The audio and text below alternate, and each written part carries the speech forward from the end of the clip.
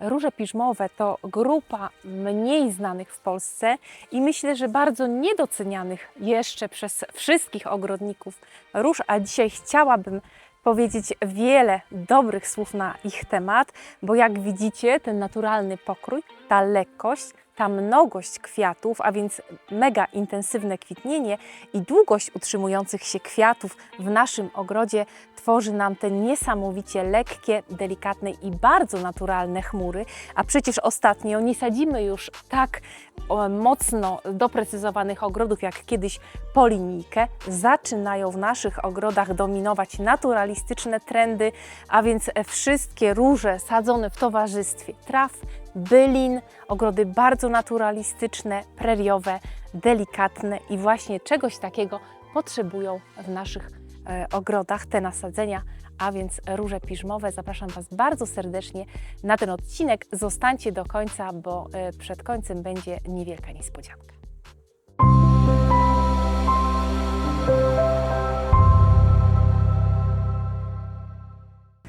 Kilka lat temu jeszcze różane nasadzenia kojarzyły nam się z takimi mega klasycznymi rabatami, natomiast teraz współczesne trendy i styl ogrodów angielskich przywodzi nam nasze ogrody do takiego bardzo naturalistycznego stylu, gdzie my często komponujemy różane nasadzenia wśród innych roślin. Bardzo często łączymy je z delikatniejszymi roślinami, takie jak werbena patagońska, takie jak szałwie, kocimiętki, byliny i to wszystko, co sprawia, że nasz ogród wydaje się bardziej naturalny i bardziej skomponowany przez naturę.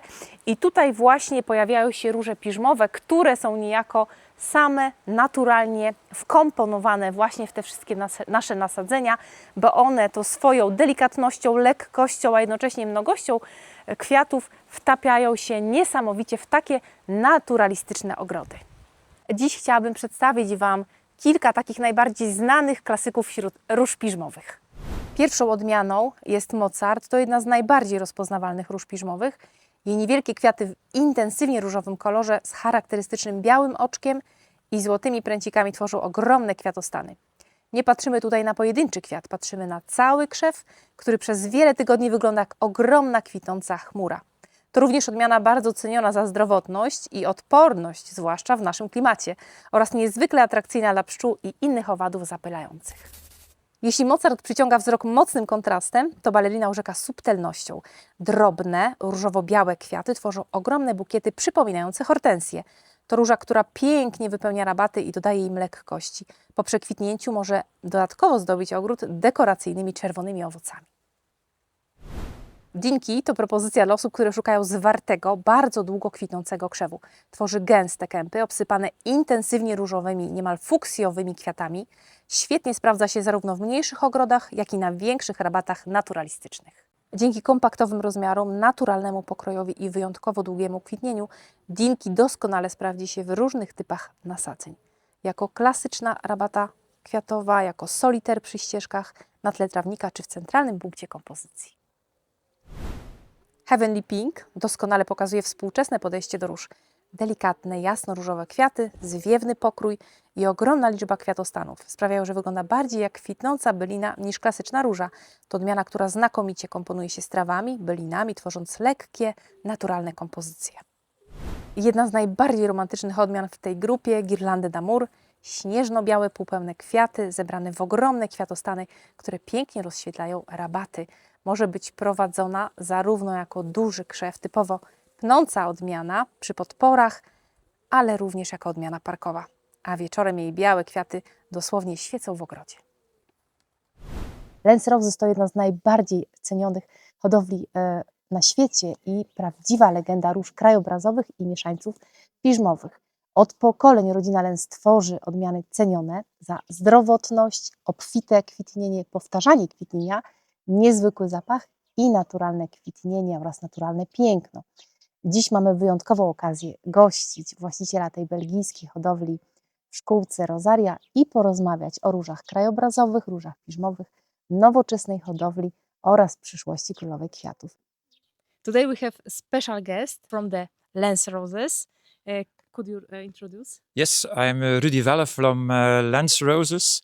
I manage the rose nursery in Belgium, and here we are in front of the rose Mozart, with a very nice rose, and it attracts a lot of bees and other insects for pollination in the garden. So it's a very good rose. We have similar roses in our collection, and the firma here is also representing us with that kind of roses. What do you prefer, these landscape roses? Because they have a very natural scape. They grow very easily. They are very nice in the garden, very weather resistant because they have single flowers or semi-double flowers, and they are very good for each kind of climate. If it is a warm summer or a wet summer, they are always nice. As you see, Mozart, if you count all the flowers on that shrub, you have more flowers than a hybrid tea. But they are a nice bouquet. You can make nice flower arrangements also with them. The Lens Roses every year prepare the new varieties. It's complicated. Yes, we are looking for new roses. It's a lot of work. Each year we make about 1,000 new crossings. Then we have about 30,000 seedlings, and then these seedlings we follow them up for around 10 years. So after 10 years or 11 years, it depends from variety to variety, we have a new variety. So it's a big job to do. To planning your garden, you have always to mix different varieties together to have a nice combination. It's like making a painter. Yeah, you have to mix the colors. You have to mix single flowers with double flowers with big flowers. So you have always something who is interesting in the garden. If you have a monoculture of only one variety, it's boring. You have to mix. It's more interesting. We must mix. Yes, of course. Mix plants, we mix varieties. Yes, yes. And bigger roses, you plant them on the back side of the border, and in the front you plant smaller plants so that you have different levels in the border. It's much nicer. Yeah. You work a lot of years. Do you have some favorite roses? Oh yes, I have. Oh, one of my favorite roses is Guirlande d'Amour. Then Why? Why? Oh, it's a very good climber. It's weather resistant. It smells. When you produce the new varieties, what is the most important? Diseases, smell, healthy. All those things you mentioned is very important. So we have to have repeat flowering roses who are disease resistant. Smell is something extra, but having Not the most important. it's not the most important for the customers. Repeat flowering is more important, and healthy, especially healthy. Thank you very much for interview and for visit to us. It was a great pleasure to be here. Thank you very much Thank for you your very much. hospitality. Thank you. Napiszcie w komentarzu, czy w Waszym ogrodzie rośnie już jakaś róża piżmowa i która najbardziej Was zachwyca, jeśli takowe są. A jeśli jeszcze nigdy nie sadziliście takiej róży w ogrodzie, napiszcie, którą z dzisiejszego filmiku wybralibyście na pierwszym miejscu do swojego ogrodu. Czekam na Wasze komentarze. Dziękuję Wam bardzo serdecznie za ten odcinek. Do zobaczenia w kolejnych. Pozdrawiam.